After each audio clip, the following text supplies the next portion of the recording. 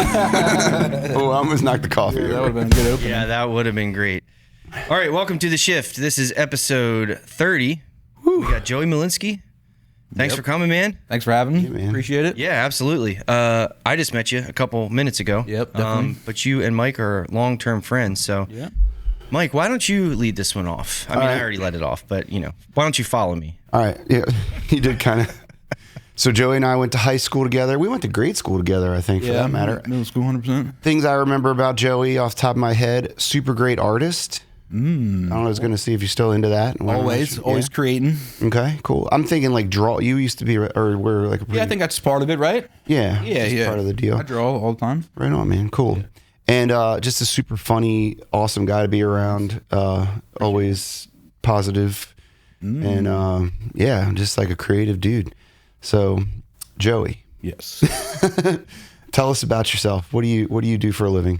I run Across the Bridge Productions, ATB Productions. So I grew up here. ATB. Across the bridge. That and if makes you look sense. at the logo, it's ATB. It is the bridge Yes. as ATB. But I did not put that together. Me neither. it's all good. I started when I was in New York across that bridge, but it was always about here, because I grew up in like Brooklyn Park, Baltimore, and my family moved over here. So anytime you had to go anywhere, you had to go across the bridge to do anything at that time. Like Yes. when I was down in Romocook, my street was like oyster shells when I got there, and now it's like totally different. So it's always been instilled in me, and it's also about that part in life when you choose to do it for yourself and go across that bridge. That's the other side of it. Kind of a big move. So just real quick, I mean, most people that are watching this are going to be local and they're going to know what we're talking about. But just in case there is somebody in, Yugoslavia watching this, they may or may Shout not out speak. Yugoslavia. Yeah. Or Connecticut. Or somewhere. Yeah, or Connecticut. That's more realistic. We're talking about the Chesapeake Bay Bridge. Yeah, it's 100%. Yeah. Which is like a huge bridge. And you mentioned like going across a bridge is kind of like a big move. There's a lot more work over there. Yeah. More people and that kind of stuff. Yeah. We're on the eastern shore of Maryland. Eastern Shore, and they different mentality over here, a little slower, a little. Yeah, now it's kind of changed. I thought we were. I loved growing up on Kent Island. I did. I thought it was like a good melting pot, and I thought we were pretty open minded. Seems a little close minded on Eastern Shore a little bit now, but it's I still represent it hard. You're in Baltimore now? I'm in Baltimore, a little bit north of it. Baltimore. I was in Baltimore for 15 years, but Cockeysville. Right? Cockeysville now, yeah, which is like 10 to 12 minutes away. I'm still like Falls Road and straight into there. But I lived in New York, but prior to that, that's where I started my film career. Like I did 7 years in commercial production. So like and the highest end commercials in the world, like Can You Hear Me Now, to Apple with, like the silhouette Apple stuff, to all that stuff. And I was like low level on that, but did it for years where you learn the business at the max. Yeah. Get to see how everything runs. Yeah. Yeah. Dude, I mean, I'm sure you'll get into this, but like, I'm just really interested to hear, like, how did you get into that? Like, what was the progression? That is always like who you know, right? Yeah. Because my best friend growing up was Billy Vorman. He's also in film. He moved to New York. I was in California at the time. I met my wife in California. I did 3 years out there. And he was like, I can get you on set. And I did. I mean, if you can get on set, then you're in, right? Because it's all about then, because we try to get other friends in the business too. You can only get the in. You can't, after that, it's how hard you work and how good you are. Like, so what were you doing on set? Like when you first got... Oh, first day is like PA. You're like doing anything you want. My first day was crazy because they were like, here's like $3,000 in petty cash. Here's a truck you got to drive to Long Island. That's a cube truck. And they're like, can you drive?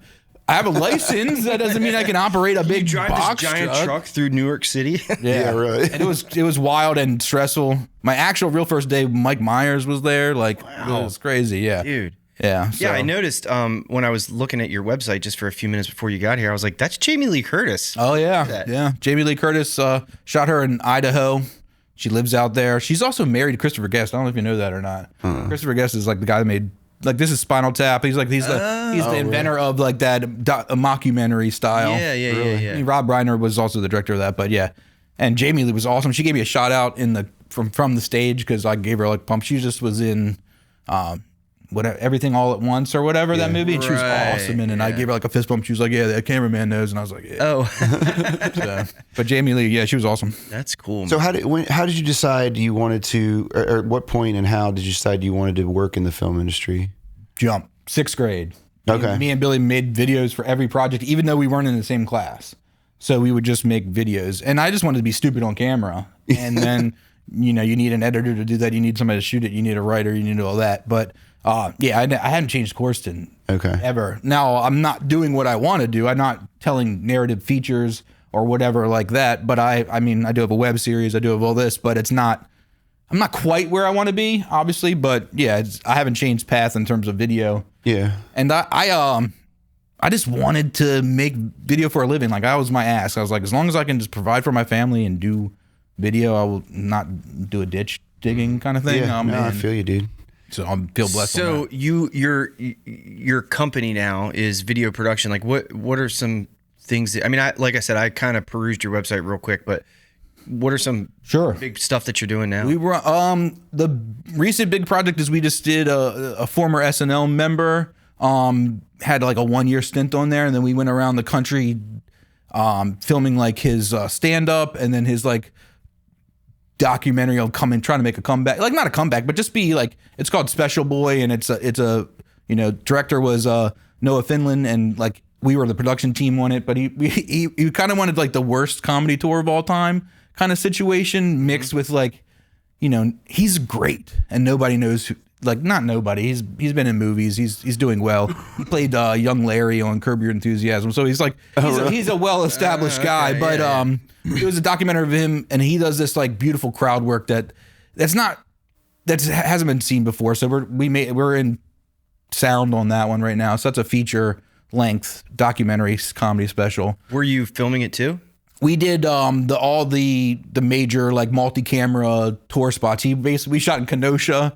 Like he wanted like he brought a full crew to a hotel lobby, like a hotel, just to like, have real good production, but real bad venue. And like nobody knows who he is. It's like, that's how it kind of starts. And then we shot him in helium, where it's a nice polished product as well. Wow. So yeah, but we also shot for Stavros Halkias. I don't know if you know him, Stavy baby. He's like on the show Tires. But he has this workout series. Gillis? Yeah. Okay. He has a workout series that we shot 2 seasons of that, edited that. Wow. I'm going on the tour bus with him for this upcoming weekend. Like an actual workout? Like he works out, yeah. He's trying to keep his weight under control and keep his health. He's a very funny dude and wants to be around for a while, Cool. But he's super funny, and that's a super fun web series if you haven't seen that. So how many employees do you have? How big is your company? Not big. We are a 4-person team right now. Okay. So, and that consists of an editor, production person, like a coordinator, and then a like team member that can do everything, and then me. And what's your role other than owner? Like, what are you doing on a daily basis when you're on everything, Joe? What are you doing?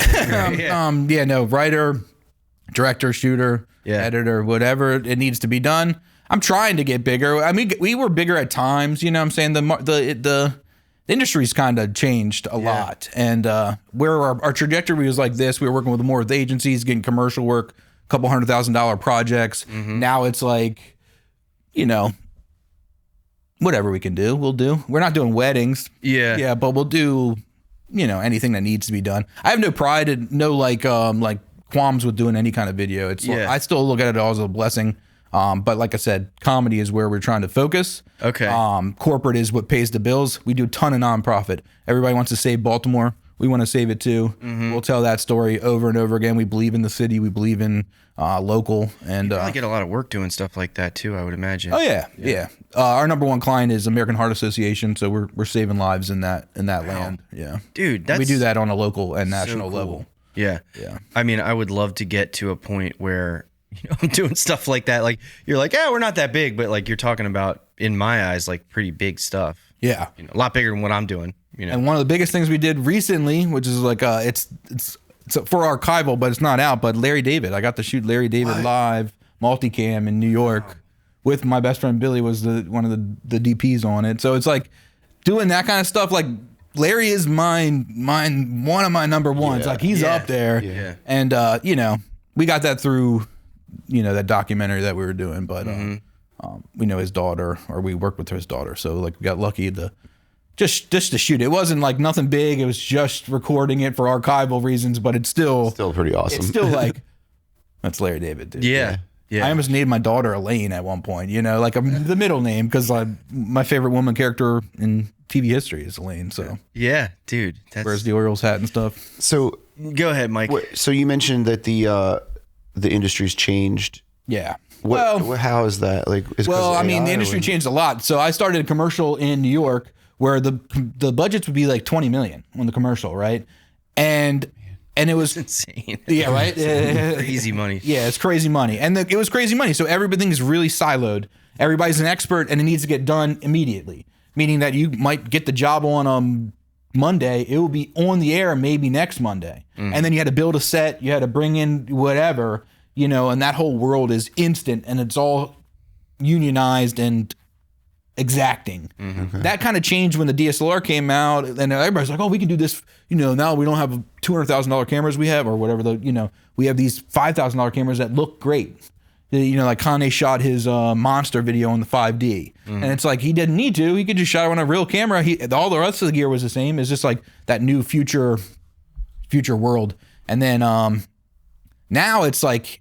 Everything, like the piece of content you make used to have value. One piece of content had value. Now you need to make 30. You guys know this. Yeah. One piece of content ain't anything. Nothing. If you're banking on one piece of content that costs you thousands of dollars to make, that's a bad strategy. Right. But what happens is I make one piece of content that takes thousands of dollars to make. That's what I make. Yeah. I make storytelling. I make a high quality product that needs that time to do it. Is that a product anymore? Yes, 100%. It's just who's paying for that as much now. So that's that shift. And then AI, which I'm a big user of. I believe in it just because I have to, but also like that's also coming from like the commercial world. Like you watch the Super Bowl, how many commercials were AI? A bunch of them. Yeah. Mm-hmm. Yeah, I saw you had a whole section on your website of AI. Yeah, production. We sell it. I mean, we sell it, and because what happens is it can make anything.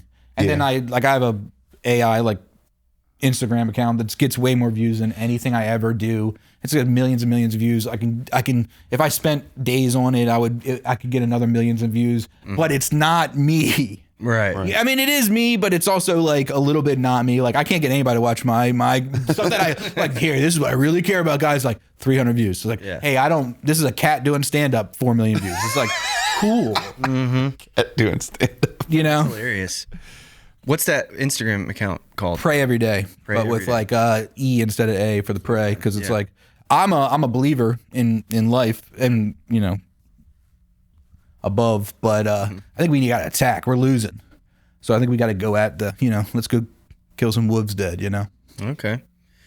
Man, I mean, I've got a million questions. So you started doing video stuff in 6th grade, and then. I'm like trying to imagine. At our high school, we had a TV station. Yeah. And I ran it. Like I was the executive producer. I formed a class in Kent Island High School that I heard you could still take today, but independent film study. It was just me and one other person in the class. Like there was because I took all the classes you could take. I would stay in the library just editing on their non-linear. They had this thing that's out of date. Mr. Hackett bought like some random thing that nobody ever used, and I learned it to the max. And I'm like, oh, this is not an industry thing. Cool. I just learned, But it did teach me non-linear editing, which was great. That's wild. I've never even. I don't know anything about that. Can you tell us about that real quick without the Casablanca? The non-linear editing. Well, that's what we're using now because it used to be linear editing. I went to the San Diego State a summer camp where we were doing tape to tape. Like you literally put in, you do the thing. That's linear editing, and non-linear is when it just comes in. You can put it anywhere you want. Like that makes sense. When you first I'm not even familiar with the old school version of it. Never did it. That's so you went to? Did you go to college for this too? No. Or, okay. That required money.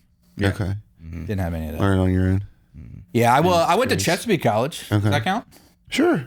No, that's not what I meant. So then, what was your first big kind of break into it? Like you mentioned, it's like who you know, right? Yeah. I mean, I started working that was a reality TV show, but then I just commercials, just doing PA on commercials. I was on VH1 Live, PA'd on that, and did the Dolly, had to wrangle cable while they're doing Dolly, so I got to watch Josh Stone and Dashboard Confessional, do that kind of stuff. That's insane, dude. To the people that did that also made Miami Ink and whatever the new one is. Okay. Tattoo shows, Original Media, which I'm still in contact with. Yeah. So I'll just keep firing questions unless you interrupt me. You mentioned commercial work pays the bills, right? Yeah. I mean, not commercial work, corporate work is what you said. Yeah, or I would love to get more commercial work. It's more broadcast, a little bit bigger budgets usually. Yeah, I would imagine so. What kind of corporate stuff are you doing? You mentioned American that's nonprofit. I consider because they're nonprofit. Like corporate would be like financial stuff or anything in that land. And I have a client that we just were in California for. I'm not going to necessarily say client names on here, but it's a big financial company that, we got to talk to the financial leaders in the world, JP Morgan, all these people that are making decisions. And the decisions that get made in this room, we go to the one thing in Idaho where all the billionaires go. I don't know if you heard about this, where like all the billionaires go, and we do a conference like right next to there. So all these billionaires in town, they literally control the markets. It's kind of nuts, how they talk about it and what they talk about, because they're just focused on profits and not people. But it's a little cold, but they're also way more like rational thoughts. It's interesting. I find interesting all the topics. Yeah. So was that like interviews type stuff, or was it like it varies, promotional type of stuff? It's more about what they say matters, right? So it's about just like if you're, I don't know what you follow, but I'm into the Ravens, so I listen to all the Raven stuff. So whatever the person's talking about, I want to hear it. Same thing in that world. These are the smartest people in their industry, and their industry dictates billions of dollars, so people listen to what they say when they say it. That kind of land. Dude, mind blowing stuff. Tell me about your web series. I've seen. Well, I have one that I would love people to watch. It's called 4.5 Stars. Okay. And this is old. This is one's years old, but I do love it because nobody's watched it. But it's about a guy. I met a guy that was living in an Airbnb, but he was living in the laundry room of it, right? And he wasn't on the listing. So if you went to this place in Baltimore, I got a room in this Airbnb, and then there's a dude in the laundry room. And he pitched that show to me, and I was like, dude, this is a great show. Like, every episode's a different guest, different comedian we bring on, and it's about him living in the. I play his brother, Dwayne Badane from Curtis Bay, baby, and then which I love because I'm like a Kramer character. I'm like just sugar. Like anytime I'm on there, I'm just because it's like and we got to write it and direct it and edit it. That one I would love to people watch. 5 episodes, an hour long. I have the whole thing on one clip, but then I'm doing a comedy web stand-up series out of the port called All Hands on Deck, where I'm trying to highlight some of my favorite local comics and regional comics and giving them 10 minutes and making it like a special where I do an interview and then pop them on. Do you cross paths with Josh Caderna at all? Yeah, Josh is great. Josh was in one of my short films, First Promise. Yeah. Okay, my cool, first man. date with my wife. Yeah. So where can people find that web series or either of those? ATB TV, YouTube. Okay. Just go on your YouTube channel. Okay. Yeah, YouTube's, I'm not good at putting all the stuff in the same spot, Mike. Like I'm bad with the marketing part of this world. Like I can't find my stuff. Like I'm sorry. Where can you find it? I don't know. Online. On the web. But no, like YouTube it's got a lot of it. I've been doing this thing recently where I just run like 10 hours of content live. Just run run a library of my content. Just like if you pop on at any time, it's running. Okay. So. Do you get viewers on that? Yeah, it's kind of weird. It's kind of funny when they pop on and how long they last and randomly, but not a lot. But it's like when people would stay like, oh man, they stayed for a good chunk, like an hour and a half, 2 hours. Like, wow, that's cool that they were. I'm trying to do it like, I don't remember, like we had to flip channels. You didn't have a guide in the beginning, and you had to 2 a.m. be like Adult Swim style.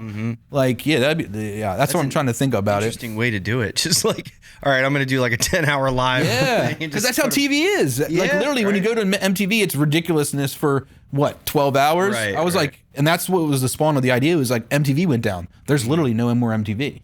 Oh, really? Is that right? Isn't that crazy? I didn't. And I was like, man, somebody needs to make MTV. I like MTV, where they play music. Right. And I was like, well, that's not me. But I was like, but I have ATB TV where I could just stream all my stuff, which includes music, comedy, doc stuff. Like, it's all the original stuff we produce. So it's like, you're not going to find any corporate stuff on there, but you'll find, a staring contest or some, guy playing some weird music instruments and stuff, So. What's your favorite kind of project to work on? A narrative would be the best. Like something where I get to act. You like to act? I want to act, and I'm like, the reason I got into this to act, even though my wife doesn't believe me, but I just don't get to do it. I'm behind the cameras running it, and I have a hard time when I'm on set being not a diva and not trying to control stuff. So, but yeah, anybody acting would be great. But you have a hard time when you're behind the camera, or both? When I'm on the when I'm directing and doing that part, I don't care about actors that much. I'm like pretty much like, let's get the shot, like whatever you're doing, actor land. Like, come on, man. Mm-hmm. And then when I'm on the other side, I'm like, I'm a sensitive flower. I need to be, don't you put your actor hat on. Yeah, I'm an actor. Right. That's kind of rare, right? I mean, to be somebody that's comfortable on both sides. I mean, I can't say I'm comfortable on the other side, but I'm definitely comfortable behind the camera. Yeah. Okay. But I would love to do that. Yeah. Not comfortable acting, you're saying? That's why I like it. It gets your blood going, right? It's like, I think that's what you're supposed to do in life, is this stuff that makes you uncomfortable. Yeah, put yourself in makes your heart race a little bit. Once you're too comfortable, it's like, that's when mistakes happen, and that's when, the drive is not there. Like, and that's been tough. I've been doing this a while. The drive it gets harder. You asked me about employees and, what my role is. My role is everything, and that gets tiresome sometimes, And it always wasn't. I was a creative director of a digital agency for 3 years where, I wasn't the editor. I was in charge of coming up with the ideas and directing on set, but that was, and pitching. It was mostly sales, mm-hmm. but I didn't have to do the actual day-to-day. Did you like that role? I did, yeah. I loved it. I loved it. But then but I'm also a video like I make stuff. Mm-hmm. So it's like, you get moved into sales a lot more.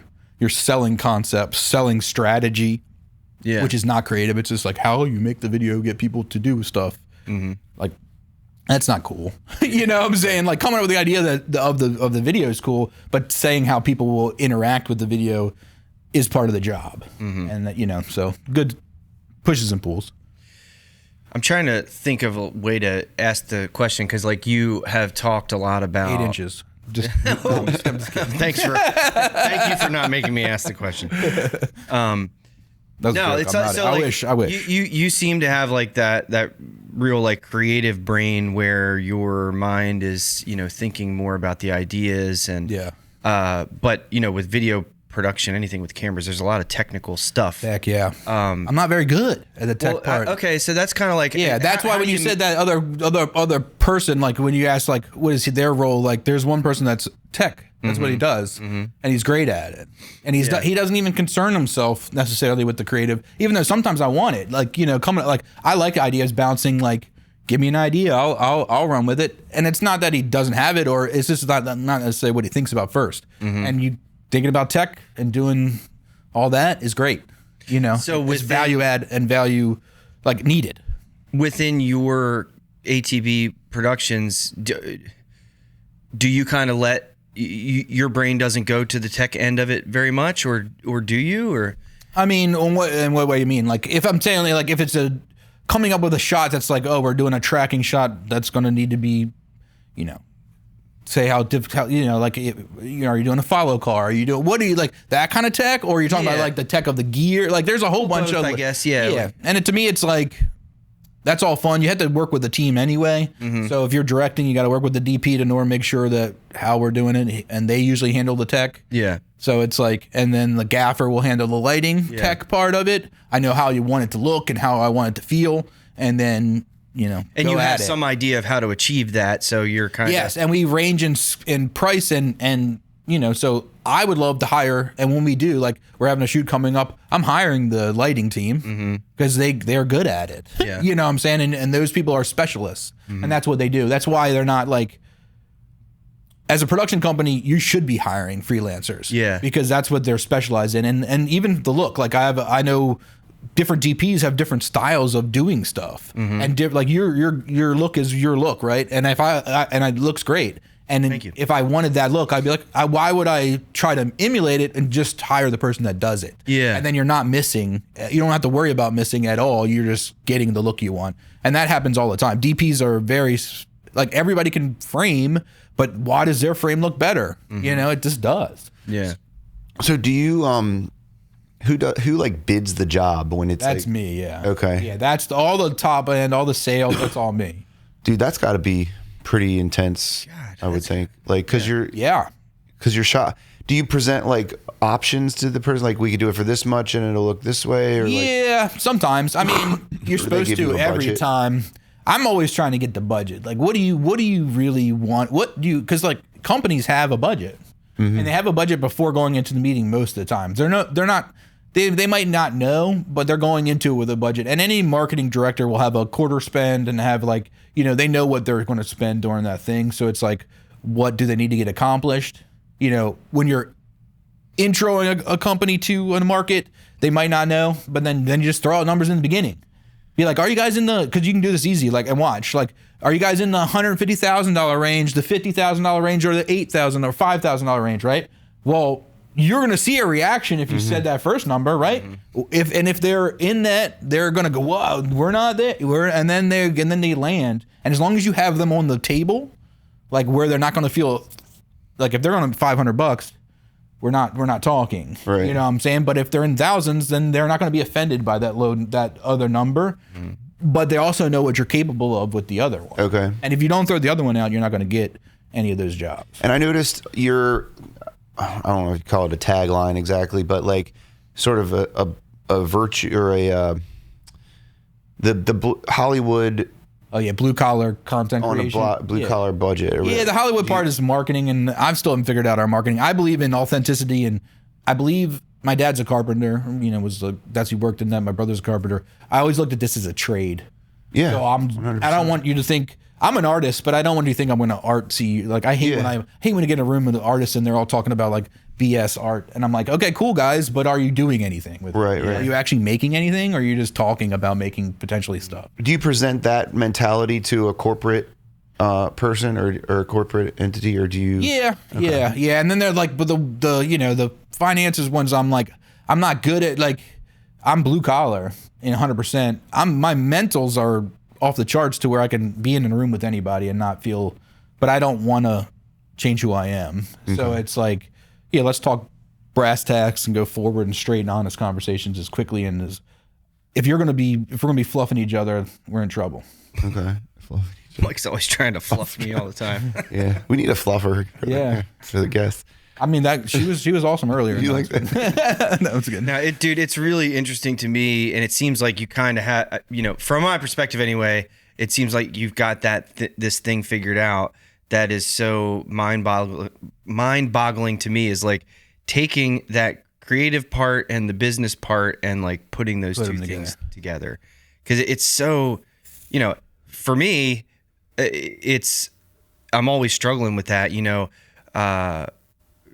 pricing jobs and trying to wrap my head around the entire production and trying to, you have somebody reach out to you and you're like, okay, how do I envision exactly what they're envisioning? And then also, I don't let them envision anything. Well, I'll ask them what they're thinking about.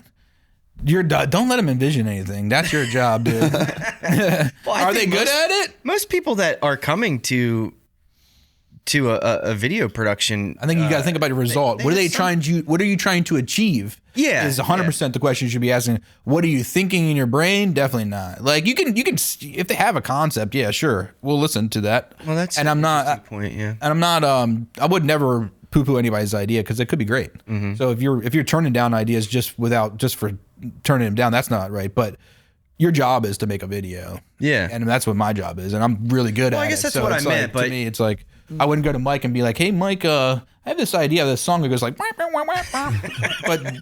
not quite like that. Do it better with the, I'd be like, I want a soulful song that's, whatever, Yeah, more broad strokes, kind of. Or more how I want the result. What do you want people to feel? What do you want people to do? Like if I want you to feel happy, like if you're doing it's so commercial is like what is important you need to tell the audience that you think that will drive them to coming to you, whatever you're selling. Mm-hmm.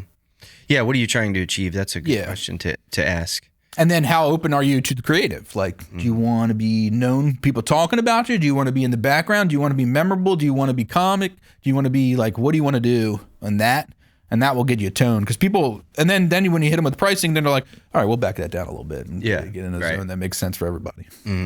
I had one like that recently. This lady called me, and she was just going, her ideas were just off the charts. I mean, it sounded awesome. Yeah, and I'm like, great. I don't think I can do that for $3,000. We can do it for a lot more than that, but sometimes you got to rein people in. Yeah. So how do you go about finding your employees? Oh, that's tough.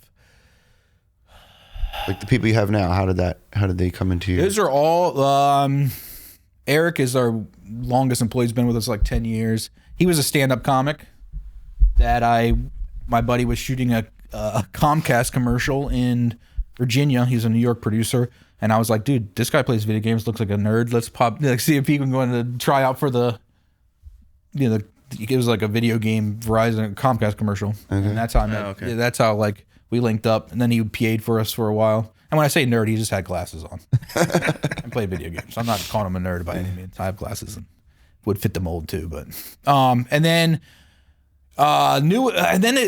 we've had so many employees over the years that just come in and out, and it's like finding the right person. It's like we had a great editor that came through Mr. Hackett. Really? Yeah, they found him on the Eastern Shore, like bartending or something. Wait, Mr. Hackett edited for you, or he found the editor, and he was my favorite editor of all time. Really? He now lives in San Diego and he's a fireman, but he was good, and I would if I could replace him a million times over, I would. But finding we just go through editors. They're sometimes it's just work that we need done. I can find the guy that can just do the work. Like if you have a talking head video, you just need to cut it together. Then do but if you need to do pacing, rhythm, something creative, something stylized, something whatever, those people are way harder to find. Oh, yeah. And I still take on those jobs as an editor myself. You do the editing? Yeah. Sometimes, yeah. When I do a very specific style of eye control edit that's rhythmic, that's hard to do, and it's really hard to teach people. I get still hired for that kind of edit directly, when people reach out to me directly and be like, and then it's a good, decent day rate and make sure it's worth my time. But yeah, and then finding producers is just random, man. It's just I've tried to do the job postings and that kind of stuff, but it's usually being on another set, being in the industry scene and meeting and talking to people. But I haven't had good luck. That's been a problem. Scaling has been a problem. When we had a chance to scale, finding people, because when they fail you and you're overextended where you can't do everything yourself, and you're definitely screwed. And then and I gotten screwed where it's people would leave or they couldn't do the job, and then I wind up being 4 weeks in double days just to try to catch up and make up for an employee. And it's then do I want to extend myself that further out? I don't know.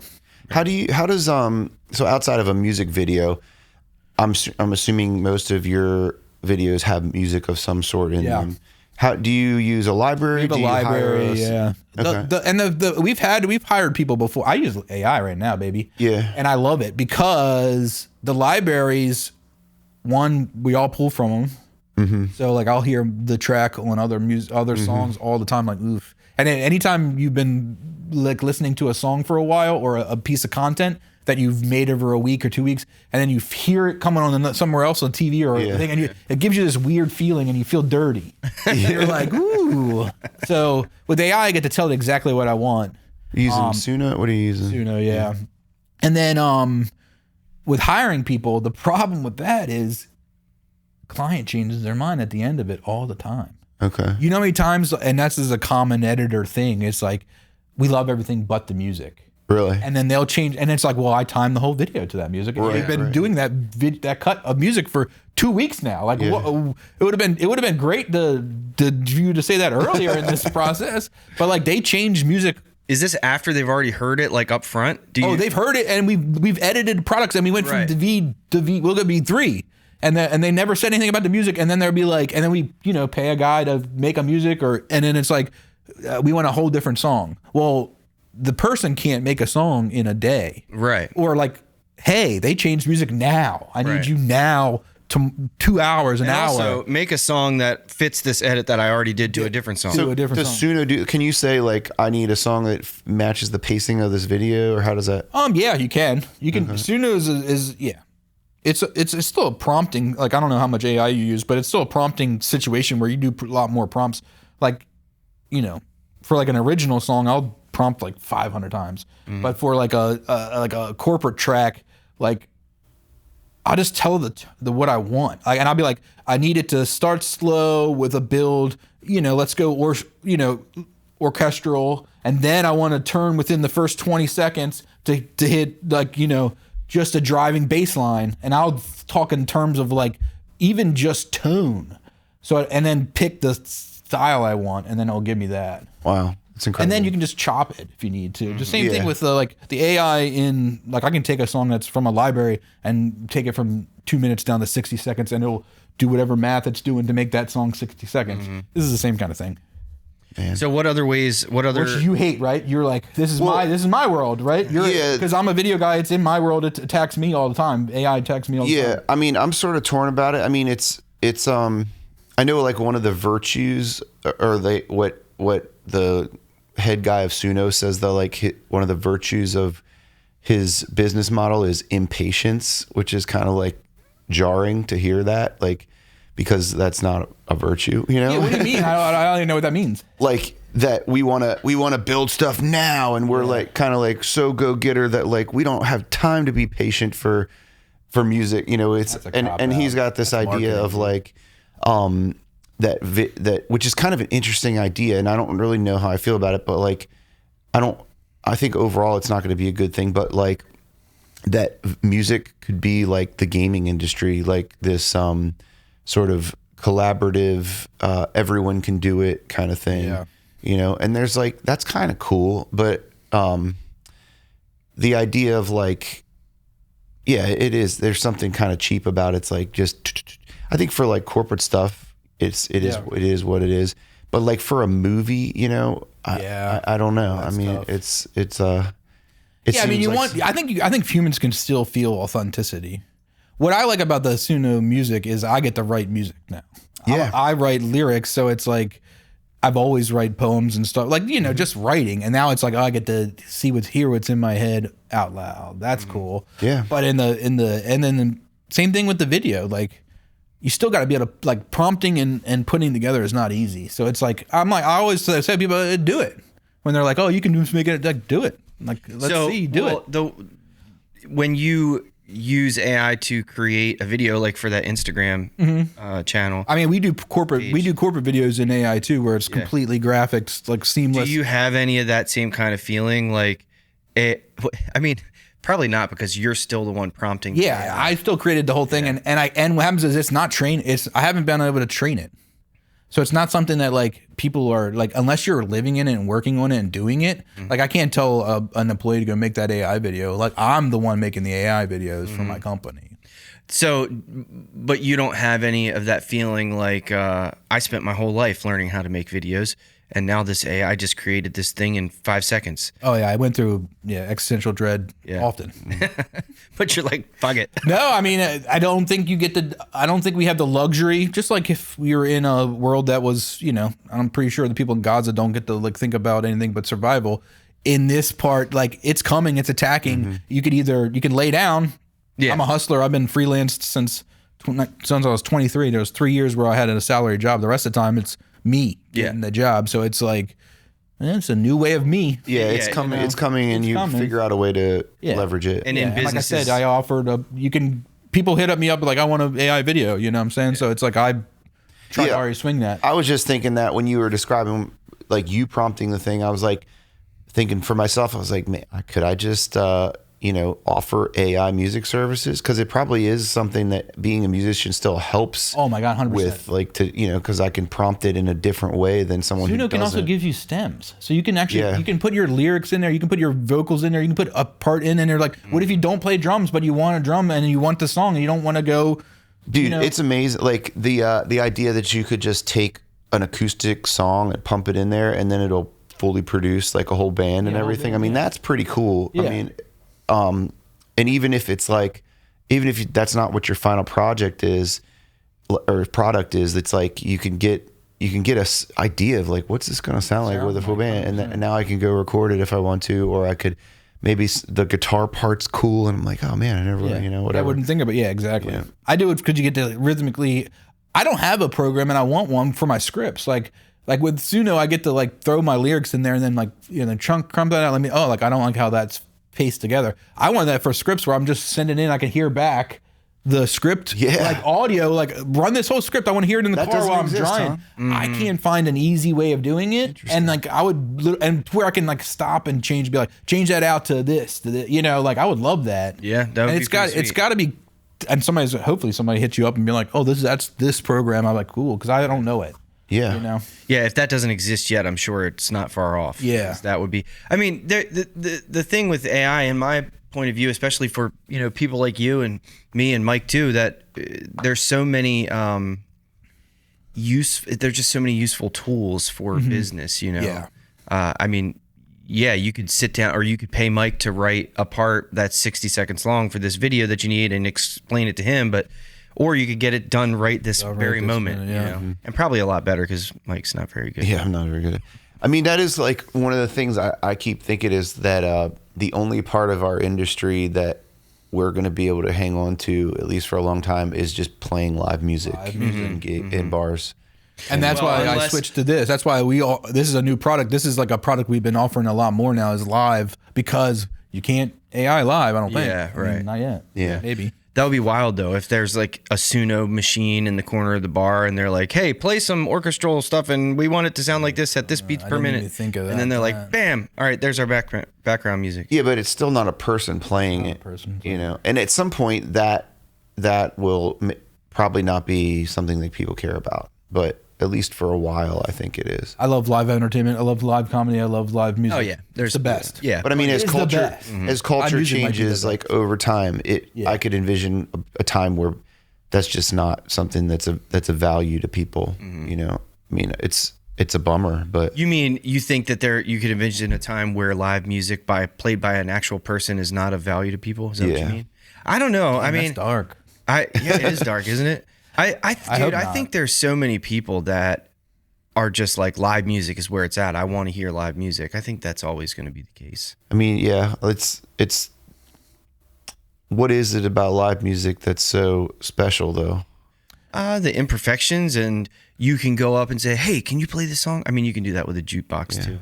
I'm saying this, and the concerts are like literally, I mean, you're a musician. Are you a musician too? Mm-hmm. Yeah, I'm not a musician, so it's like, to me, it's like it's almost like church. It's so inspiring. It's a cool thing to watch someone do it. It's just so good, so good. So what other ways are you incorporating AI into your business other than Suno and making music?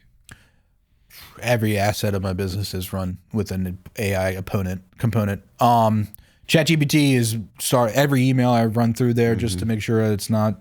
I have a little bit of verbal dyslexia, so I switch. You could read back a sentence of mine and make 0 sense. So I always like that. But it also knows every part about my business. So like, it's a constant conversation about the whole assets of like, so any project it's updated on, it knows exactly what it's doing. So that's a pre-production. But from storyboarding to creation to music videos to audio cleanup to color correction to extending clips to B-roll to everything. Like, it's How do literally you get it to work with color correction. What's it's just a one inside the thing, and it does it by one-click color correction. There's a tool inside of what program is that? I'm just curious. That one's just straight up in After Effects. I mean, in Premiere. Really? Yeah, it's just you take what color correction you want. Like, I could rip one of your guys' off and be like, "Yo, here's the screen cap. Mimic this," and it will do that. Really? Yeah. Damn, I didn't know Not quite that. as good as the. Well, yeah, sure. But I've used ChatGPT where I've given it a screenshot of a movie or something, and I'm like, tell me what camera. Tell me what changes to make to get to mimic this, and ChatGPT is not quite on that level yet. Yeah, it'll tell you. It'll give you some stuff. I've done it in like Lightroom with editing photos too, and it'll. I use Chatroom as an assistant, and prompting. All the prompts go through ChatGPT into the other programs, even Suno, even VO3 is my main video one, but I use Runway, I use Kling, I use them all. But yeah, ChatGPT is our main prompter. because it can even say like I can even say spit out a Joey Malinsky prompt and it will still talk like me. You know what I'm saying? Sometimes that's the better prompt. Yeah, I've done that with some other told ChatGPT to give me an optimized prompt for this other AI model. It does a pretty good job of that. It'll give you an optimized prompt for itself too, won't it? Yeah, it will. So when you said B-roll, how do you use it with B-roll? What did you mean by that? B-roll is just any other shot that's not an interview. So if I want like a drone shot of Manhattan. Oh, okay.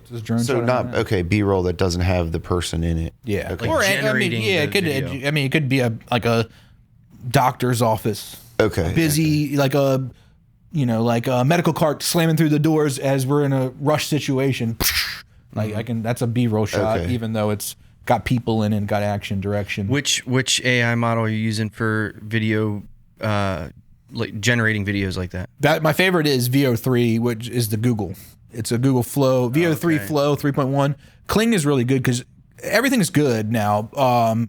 Kling's getting a little bit better on the camera motion. But it's a subscription I don't pay for, so I use it through other programs. So I have subscriptions to other ones that use Kling. I like Kling's kind of. There's a couple of them like Luma Labs is doing good work on the character replacement. So there's a bunch of different programs for each one. Like Runway does this thing where you can cut out backgrounds really good and put you in different situations really well. It does character animations, meaning I could talk like this and then make me whoever the hell I want doing that exact same motion. Yeah. So there's a bunch of different ones, but VO3 is like the one I use the most.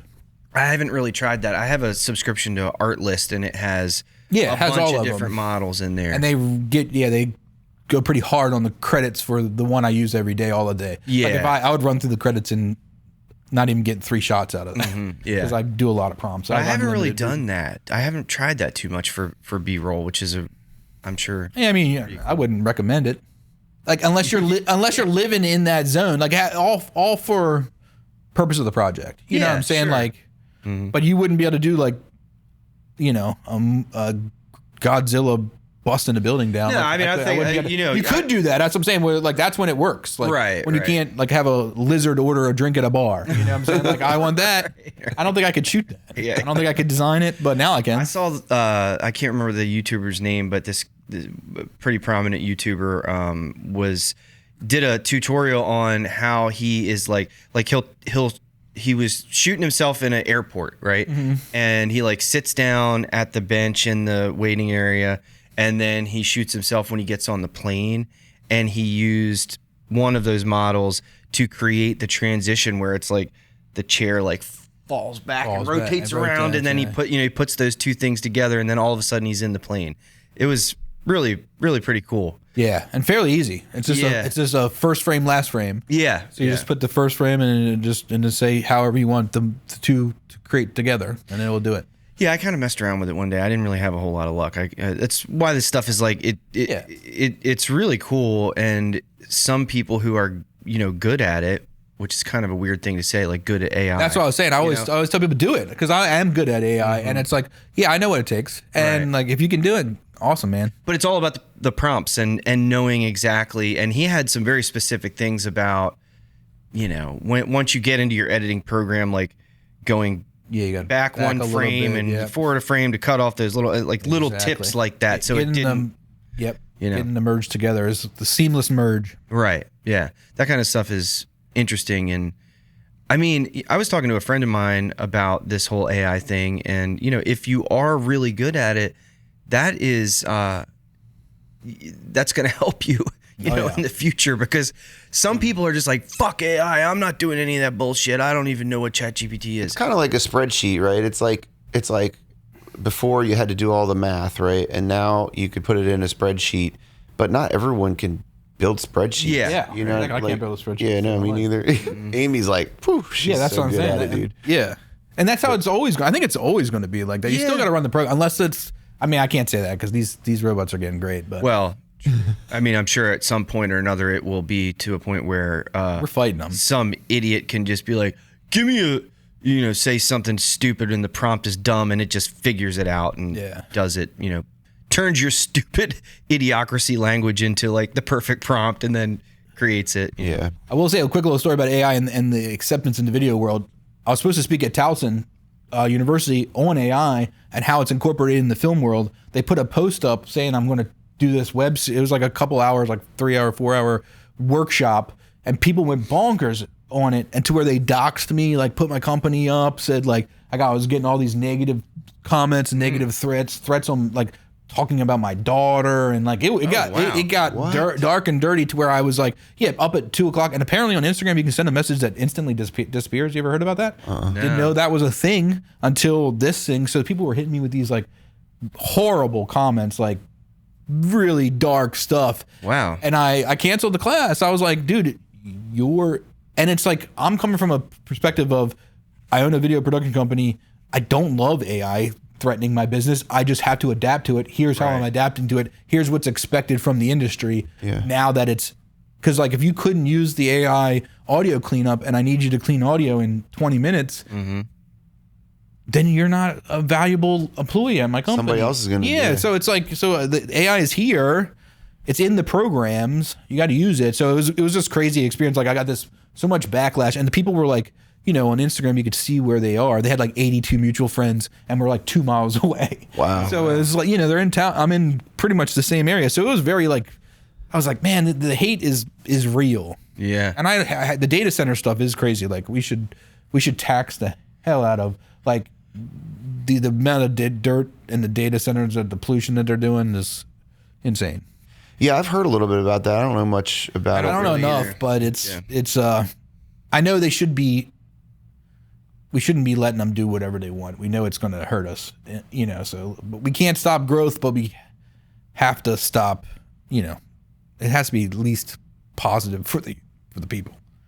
Yeah, I mean, and Trump breaks all the rules. I don't know how you guys feel about him, but he breaks all the rules in terms of AI. All the things we were trying to fight for ethically, he already, as the president, broke all of them. like what? What do you mean? Like used persons of leadership and changed what they said. Oh, okay. So he has a person that's a politician saying things that they didn't say. Wow. And put it out on the official channel. Totally fake protesting videos where they were attacking police, so it wasn't true. So you break all the ethical rules that should have been, you know, legislated throughout. The president's already broken them. So it's like, how are you going to fight that in court? Like using people's likeness. He's done tons of that. So it's like we've already lost that battle, which I thought was needed. You can't say a politician should not be able to, because then what is real? I can make it look, I can definitely trick my mom into thinking they said whatever they wanted, you know, heard them to say. And we're already there anyway, but that's another scary level of it. Yeah, it is. I don't know enough about that to even comment.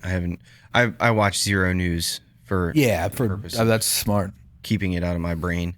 Yeah. But no, I mean, that's a really good point, because I saw a video the other day and it was a goat man climbing a mountain, and I mean, there's no way that wasn't real. I mean, it was a man with horns on his head. Yeah. So how do you, sounds like you're really busy, but you have a family, you have a wife, and how many, you got one kid? One kid, yeah. Okay. How old is your daughter? 8. Okay. River is her name? Cool. So what's that like for you well, let me ask you one other follow-up question. Are you the sole breadwinner of your family? Yes. Okay. So you're working a lot. How do you balance I get to work from home. Okay. Yeah. So like, that's like, my kid's 8. I'm there the whole time. So it's like, I get to see I'm at every event. I do travel, which I don't love. I mean, I like traveling, but I don't love the away part of it. Sure. But yeah, man, being able to be with my daughter as much as I can is awesome. And instilling as much creativity in it as possible. She's like a science nut and an art nut, so we'll see. I love who she should be becoming. She's pretty awesome. Cool. Do you guys homeschool, or No, she goes to school. Mace Chapel. It's like right down the street. Okay, right on. Cool. Do you have a studio? Not really. Not really. We have my house is split into 2. We bought it. It has like 2 separate driveways. The bottom is all ATB, which has multiple rooms and people in different multiple rooms. But as a full studio, we have a spot that's like a little bit less than this that we could turn it. We turn the studio, but we don't do a lot of in-house shooting. It's mostly mostly on location, or we rent a place. You know, like we'll rent a studio if we need it, We could probably do tabletop stuff in there, but we don't get a lot of tabletop jobs. Mm-hmm. I do want to set up like something more permanent that we can do podcasting and stuff for me. Yeah. But I haven't. I play ping pong at night. I play virtual ping pong. Oh yeah, VR Virtual? ping pong is like if I've convinced 0 people in the world to play virtual ping pong, but if I watch my web series and play virtual ping pong, VR ping pong, those are the two top things. VR 11. That was I've converted 0 people, but What? I don't even know why I'm talking about this. Sorry. No, I love ping pong, so I'm kind of you really? interested. Yeah, I love ping pong. Ping pong is VR fun. ping pong, dude. So- 11 VR 11's called. What do you play it on? You have I have the Meta Quest 3. Okay. And then you have these controllers, and it's exactly like ping pong. Wow. And you run around. I burn like 500 calories a day. I play for 30 to an hour. I'm completely drenched in sweat. There's no downtime. You throw the ball up, and it's literally like. Are you playing someone else? You're Like playing a real person, like a real game? a real person. wow. I got to like 400 and something in the world. Nice. Oh wow. Yeah. But now I'd switch to the paddle, because they have paddle adapters where you can put the controller in a paddle, like a real paddle. Because the people that are 3,000 above have that. So I bought that, and now I'm way down because I'm learning the paddle now. Yeah. Okay. And I don't know if I'm going to stick to it because I hate losing. I'm losing a bunch. My one time when I was a kid, we were on vacation and I played my grandfather in ping pong. It was raining. We were at the beach, and I was like, "I'm gonna smoke you," and he, did all these like awesome shots, and I'm like, "What the hell?" And he was like, "You didn't know I was the ping pong champion at Kent Island, did you?" No, I had no idea. It was wild. Champion of Kent Island. Yep. Apparently they had a championship right here on Kent Island. Yeah, I love playing ping pong.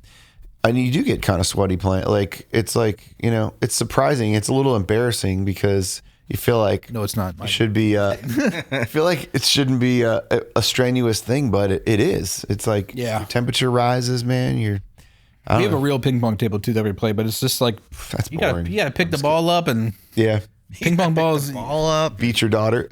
Yeah, but yeah, I love it. That's cool. Man, what else do I have? So, what are you working on right now? What are some cool projects you're working on right now? All Hands on Deck is the comedy series. We're doing another episode March 5th. So 7 comics, 5 cameras at the port in Baltimore. I'd love people to come out to that. I go on two tour dates with Stavros on this weekend.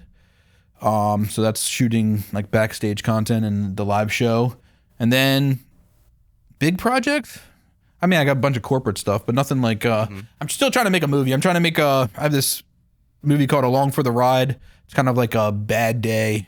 Like it's supposed to be their wedding day. It's like leading up to their wedding, and it's just catastrophe after catastrophe as the two parties split off and then come back together at the end. I'm trying to make that. And I bought a camera to make that. It's the Ronin 4D. It's that steady cam guy that they shot Adolescence on. And I kind of want to make it like kinetic and just like when you're with her, you're kind of calm and in a like a dolly land, very slow, controlled. And then when you're with him, you're with him.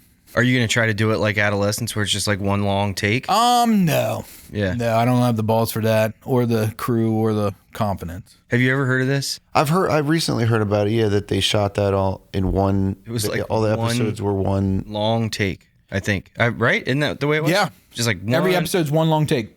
Oh, it's every episode. Okay. Yeah, that's insane. And what happens is it feels like a play is like that in terms of like, you sit with the character. Yeah, true. And what happens is the acting becomes really important, but also comes really potent because you don't leave them. And sometimes they'll tear into camera and it'll just be like the girl looking out the window as the conversation's happening over here, and you're looking at her perspective as they're talking, and it's kind of wild. But the comedy show, The Studio, also did it with Seth Rogen, and they did it at a little higher level in terms of production quality. Okay. But Adolescence is on the camera that I own, so that one's the cooler one. Have you used that camera much yet? I use it all the time. Yeah, we love it. I love it. Was it weird to get used to? No, it's super easy. Yeah? Yeah. It's super like easy this- and It's like this, I don't even know how, I've seen it like on YouTube. It's just like this a chicken head crazy- thing that stays like instead of a gimbal that does like left and right balancing, this also does the Z-axis. So if I move up and down, it stays in where it's supposed to stay. Wow. Which is kind of It's this whole contraption. Yeah. How much did that cost? I don't know, dude. So you really want to know about you- what it goes or no? Yeah. It's like 15. Okay. Yeah. I'm just curious. I mean, I don't know.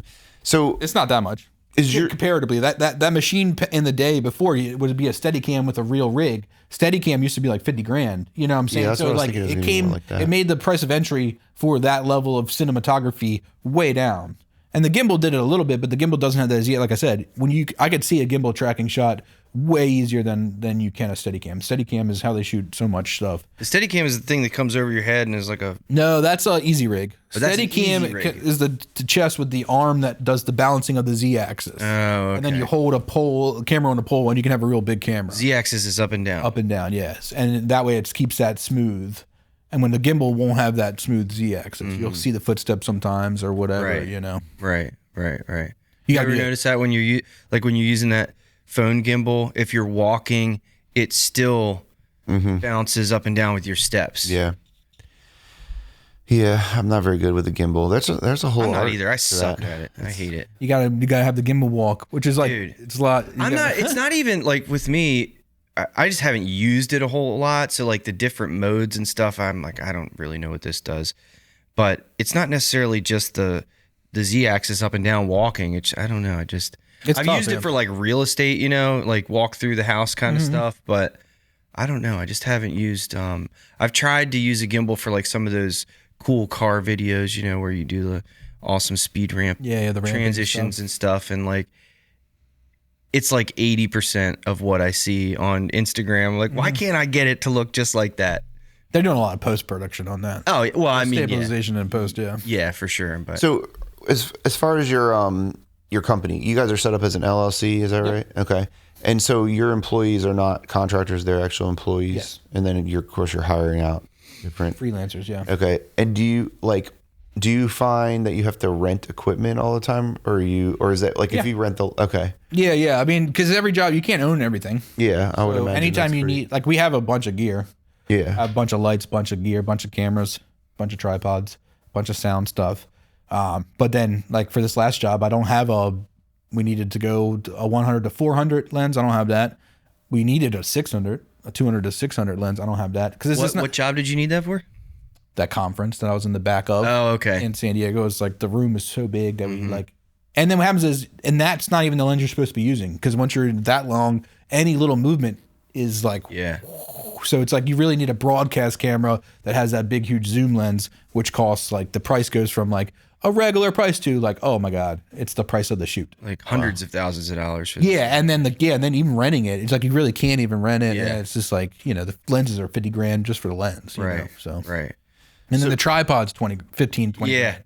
Dude, one of the most shocking things to me getting into videography and photography was how expensive tripods can be. Yeah, I'm looking at yours right now. I just did a little scan. Yeah. That is like, you know, the only like halfway legit video tripod, and that one was only $400. Yeah, we have the Sacklers that are $4,500 for a tripod. It's insane. And then our second one, okay, so you have that's a Siri or whatever, Siri. That's a Falcam, I think. Okay, but then like these are just travel tripods, and you don't need them if they're not moving. Right. But like it's crazy. And the $4,000, $4,500 one is super nice. But how much better is it than the $500 one? It's not $4,000 nice, but it is. Yeah. And it's but that's the piece of product that I have so much trouble buying. Yeah, because it's like it's like I need it. It's better, but man. But if it's holding up a $200,000 camera rigged out with thousands of other dollars and more shit on top, that's why you need the head. Sometimes is $25,000 just for the tripod head. Yeah. So that's a lot of like accounting when like I'm the conference owner. I come to you, I say, well, here's what we're doing. And you have to ask me, how big's the room? You have to ask me like, what kind of questions do you ask to get an idea? How big's the room? No, it's like, I always go, what you're trying to make, and then I'll tell you what we have. The room stuff is usually with the event people, the coordinator, the actual event people on the floor there, not necessarily with the client. Clients telling me what they need and how many people are going to be there. But so that's particularly on a conference one, which is a weird one, but yeah. So like, maybe I'm just not getting it, but like, so I'm the person that's hiring you, and then I say, this is what we want to do, and then you say, okay, I need to go talk to the event coordinator to figure out like logistics, because you have to account for all this, what you're going to rent, what you're going to spend in order to present them with a number. Yeah. A number. Yeah. So there's some legwork there that you have to do. 100%. And then have you ever had a project where you just totally bombed the? Yeah, usually it's on bigger jobs that you want to get the job. Like you take, say like a $200,000 job, that is a lot of money, right? And then, but it's probably a $380,000 or a $500,000 job, but you're trying to do it for $200,000. So then it's like the logistics of that, because if you're missing a lot. Does that make sense? Because there's a lot more moving parts, meaning that like that kind of job is like a 8-person crew, multiple city travel with real cameras, like an RE or whatever. So like, and then the people cost a lot of money. The mistakes are high. We shot in Long Beach one time where we didn't know we were shooting in a house, but technically from their rules, they needed to have a outdoor porta potty. So they stopped us from shooting until we got one.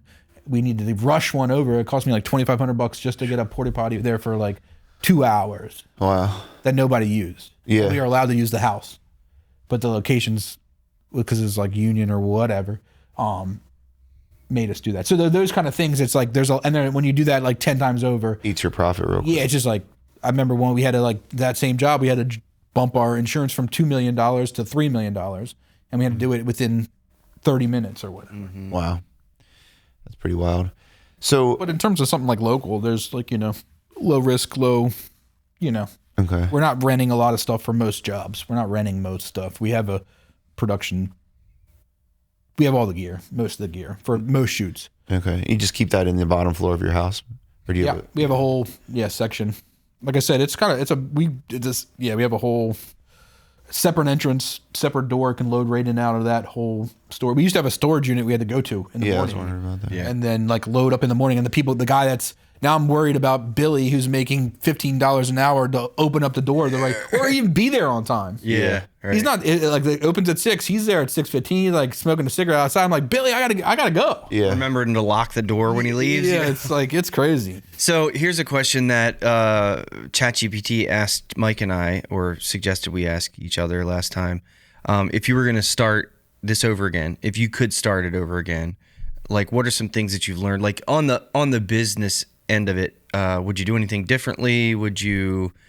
Are there some key things that you would do differently? It's tricky because the one thing that I would have done would probably go into development instead of production. Like when I was in New York, I got into production, meaning I started working in production. Production is how you make the thing. Mm-hmm. Development is how, like, there's a development side and a production side. Development's making the stories, selling the products, making the TV shows, writing, developing content, developing TV and developing whatever. And then there's production. I went into production because that's what I knew. Mm-hmm. But I have a mind for development.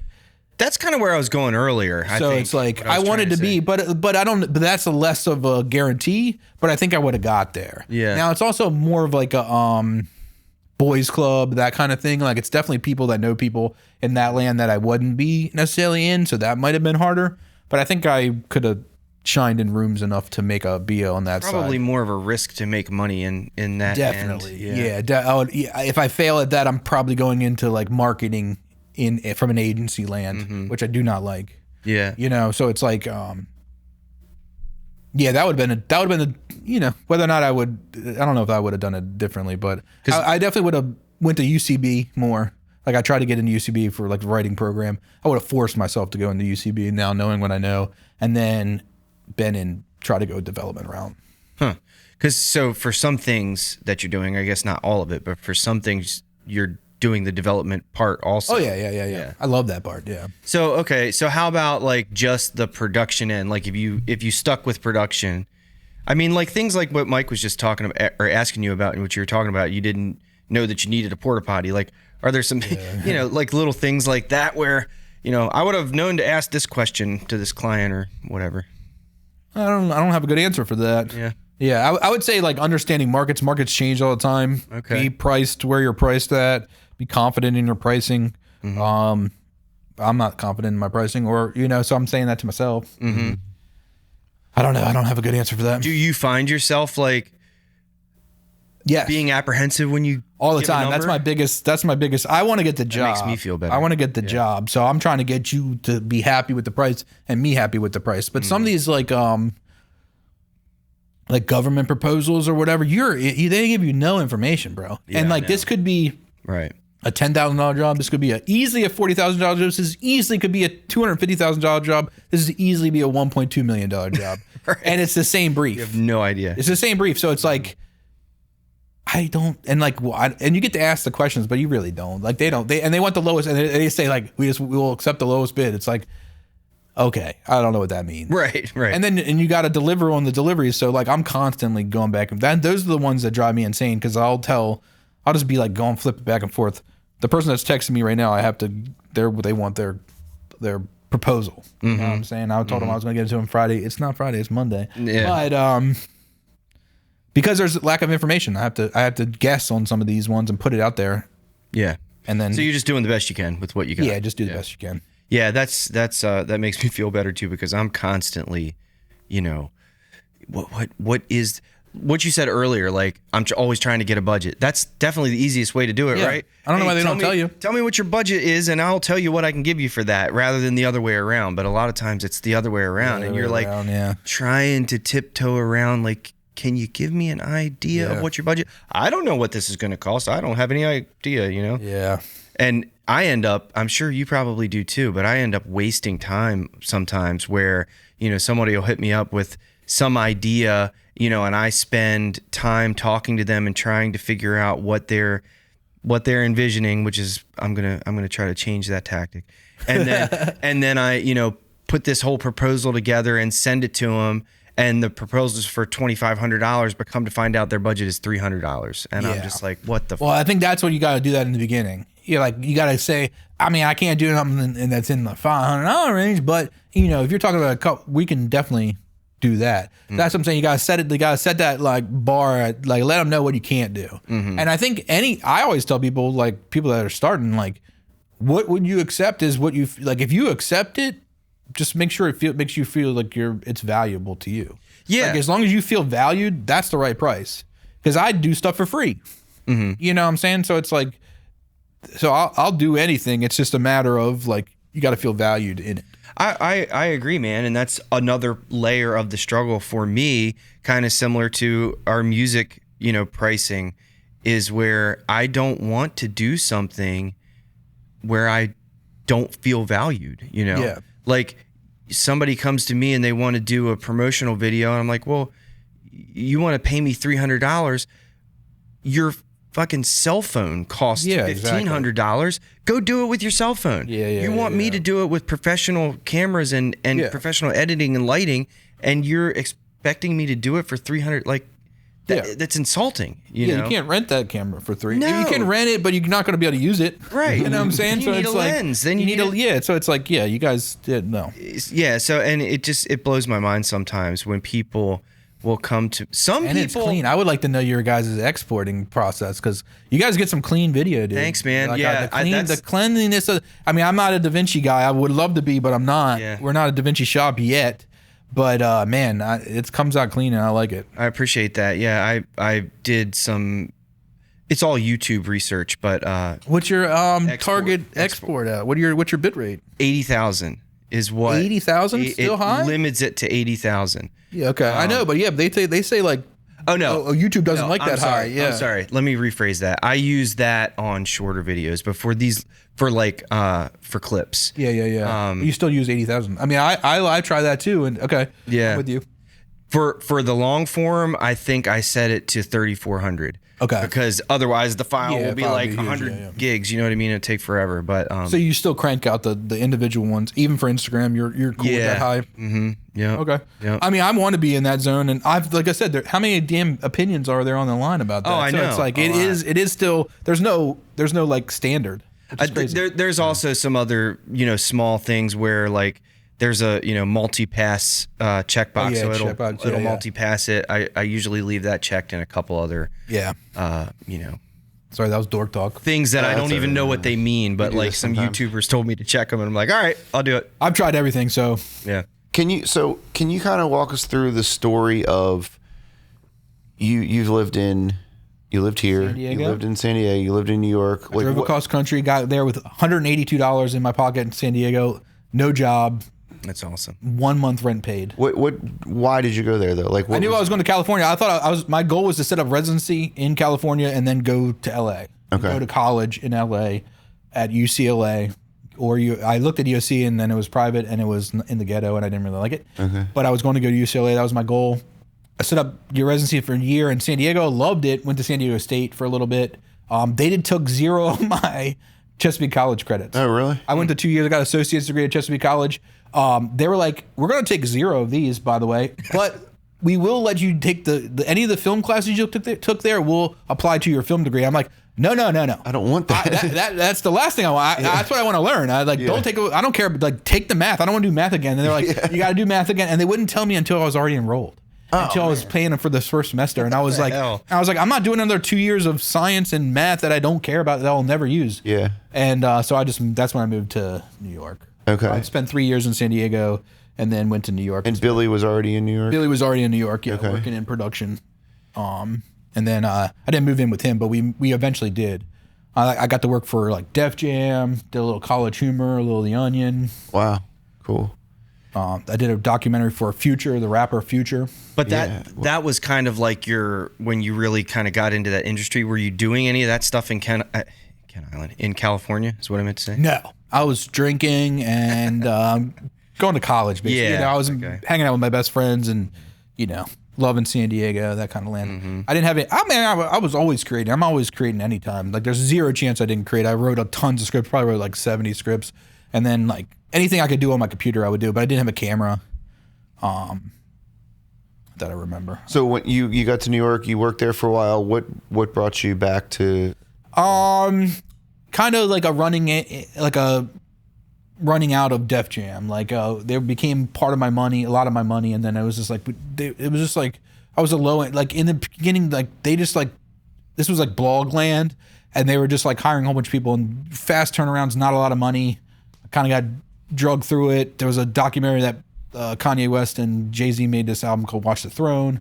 I was supposed to be on that for the documentary. It kind of fell apart, and that was kind of like my money at the time. So I was like, I didn't want to go back into commercial production because commercial production is like, it's all union.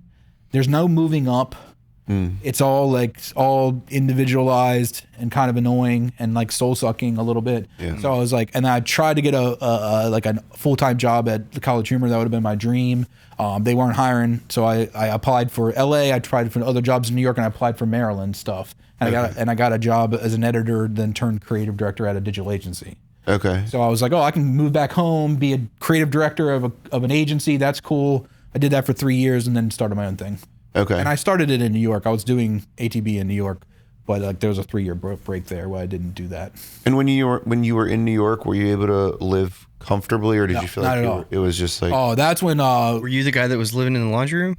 I wish. That's where that idea came. We lived in a 5-bedroom place in Williamsburg, East Williamsburg, Bushwick, whatever you want to call it. Montrose Stop on the L off of Graham Avenue.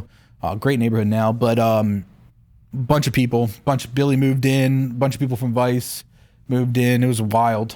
Yeah. So it was like chaos. And then 5 bedrooms, how many people? Yeah, it was rotating. It was just a lot. Okay. And then I was with my now wife, and we wanted our own place at one point, and then we were like, we could either move to Jersey, which really couldn't, or way out further for the same amount of rent. And we were like, I can't. We don't want to do that. So it's like our life was going to get worse. So we moved back to Maryland. Yeah. And she liked it. So she's from California, Mexico originally, first 12 years of her life, but grew up in San Diego. And then it's kind of hard to compete with San Diego. I don't know if you've ever been there or not, but it's pretty amazing. Yeah, it's pretty sweet there. How did you guys meet? It was 91X night, which is 91 cent Jaeger bombs, Jaeger blasters. So romantic. I had 21 of those bad boys and was like, oh my God. I'm like, yeah. I like puppy dogged her. She was dancing up on top of the stage. I was like, my boys were like, we're leaving. We're going, because we used to pregame there. And I was like, no, I'm staying. And then I forgot what she looked like. And I was like, oh man. I was supposed to text her the next day. I didn't text her at night. was like, hey, you want to meet up? She's like, I didn't think you were going to text me. I went early to the location we're supposed to meet and be like, I was like, people walk by, be like, don't be her, don't be her. I'm like, don't be her. I'd be like, please be her. And it was her. So That's cool. And then I took her to a place that was closed. Did it jog your memory when you finally saw her? Yeah, I did. Yeah. And I have like I'm going back into my memory bank. I have like blips of her in that night. Like, but yeah, she was awesome. That's an awesome story. So what else do you do for fun besides virtual ping pong? Oh, dang, you took virtual ping pong away from me? I always create something, so I'm always making something. So it's either songs or I carve, I'll draw. Still, like I'm a creative.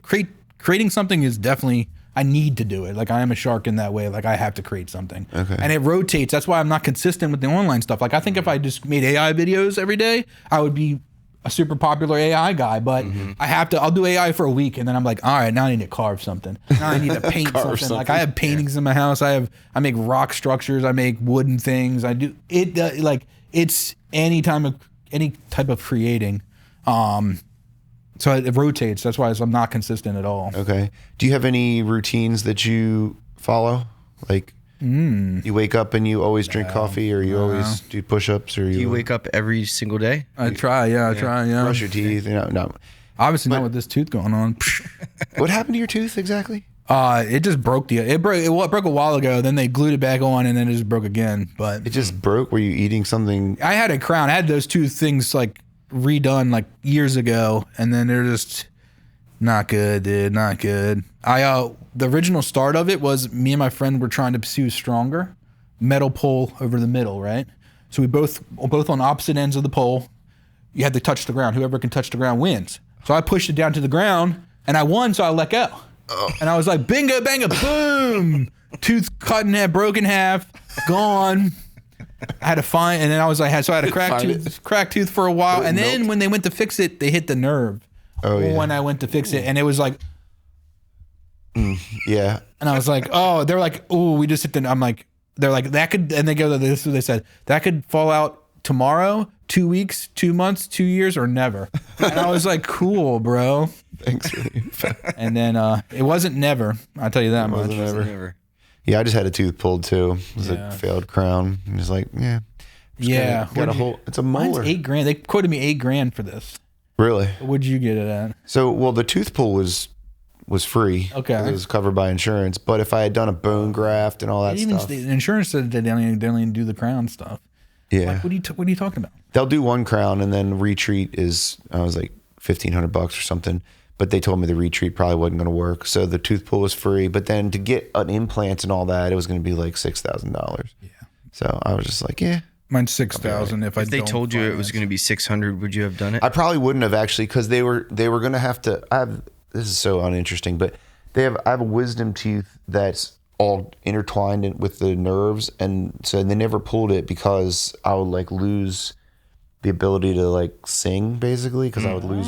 So what they were going to do with this bone graft is they had to cut the top of that wisdom tooth off, so that it wouldn't migrate into the bone graft. Oh, wow. And I was like, I just don't even want to touch that wisdom tooth. Because they cut the top off and then something goes wrong, then I need a crown on that. And then that crown fails, then, they're pulling that wisdom tooth, and then I'm not going to be able to talk right. I was going to poke fun of you for being cheap, but that's a legitimate reason to not do it. Yeah, I was going to do it until the wisdom tooth got involved. I was going to keep going down in price. And I am cheap. What if they told you it was $10? Speaking would you have done it? If they had paid me, if they had paid me, maybe I would have. So I have one other money question for you. I know I'm kind of all over the place here, but when you're bidding a job, that's not the value of it is the money. There's not some other value in it. Okay, you with me so far? Yeah. Okay. That's 89% of the jobs. Okay, so 89% of the jobs. I was like, what other value could there be? For you personally, because your company's making a certain money, what does your profit have to be? Are you figuring out by hours? Or are you figuring out like? That's more of like a lump sum kind of question, meaning that I had to bring in X amount of money per month. Okay. Year. Not necessarily worried about the job profit per se, even though it should be built in there, and we try to say 30% above profit, but like that's not a hard fast rule. I'm really trying to find out what they can spend and what they're comfortable with spending, more than what I need to make on the job per job. Okay. Yeah, I mean, like the one in, like, it depends, because it's summer jobs are so clear cut. Like the one in California, we go, we shoot for an hour and a half, we deliver the footage, then we're done.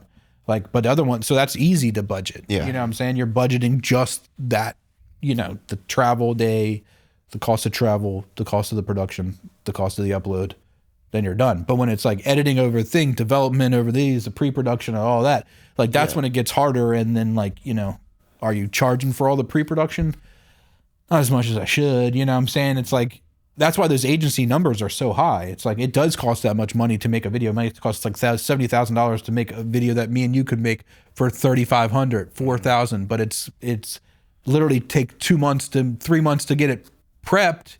There's a team of 5 people working on whatever the heck they're working on, and then they go to production. So it's like production on, like, so the client will pay 70, the agency will give production like 8,500, and then you're done, you know? Okay.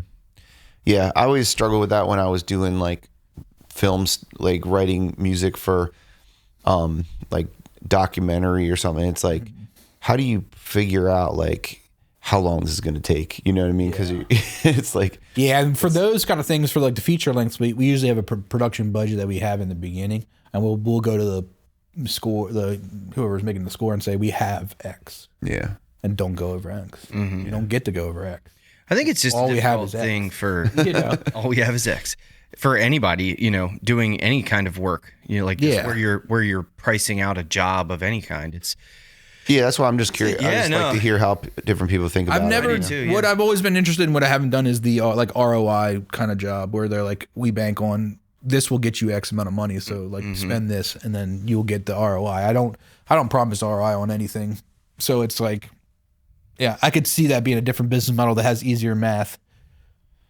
I don't do the retainer model. I don't like to be retained too often, because the opportunities come up. Yeah, you know what I'm saying? Like, I didn't find out about the that's stop something thing that until like 2 weeks I'm ago. trying to do more of with like local businesses, you know, for social media content. Just because it's social media makes sense because it's constant. Yeah, because it's a paycheck, right? It's a reliable paycheck, but it's not a surprise project all of a sudden. Is that what you mean? I wouldn't want to take on so much retainer stuff where if something big did come up that I couldn't do it. Yeah, I have never pushed the retainer model because of the options. Like I'll be traveling, and it's like I got to make 5 videos for this client this month when I'm in the state through 5 days. You know what I'm saying? It's like that's tricky.